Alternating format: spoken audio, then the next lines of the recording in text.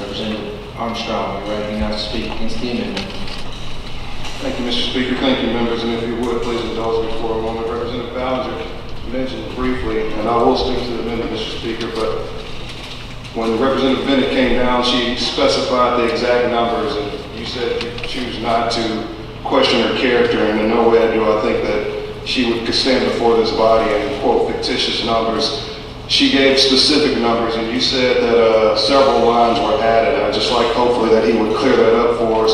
And he also mentioned that if this bill goes back to committee, we know that when this bill goes back, it's sent there to die. And I would just like to briefly state that several members of our caucus and several members of cross-party lines have vehemently tried to talk to Representative Ballinger, to work with our governor's office, to speak with other members and share these thoughts on amending this bill, not to kill it, but to make it plausible law so that the economic burden or impact that may be facing us in the future because of a law like this could put us in a pretty tough spot, as folks from AEDC and others have said. And if you would, last night I just sat there, and this is to the amendment, exactly Amendment 3, as you said in the first proportion, to comply with federal civil rights law.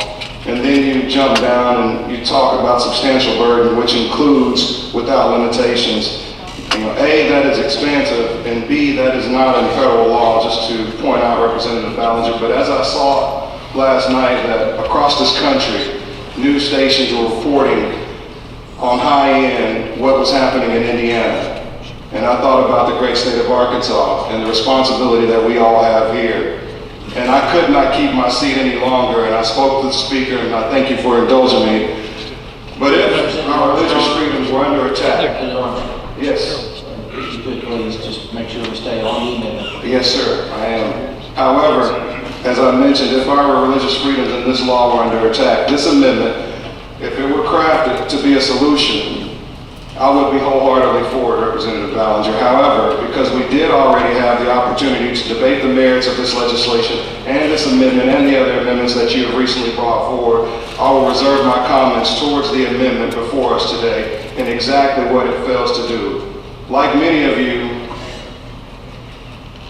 and like our fellow Arkansans, my faith continues to have a profound effect on my life, ladies and gentlemen.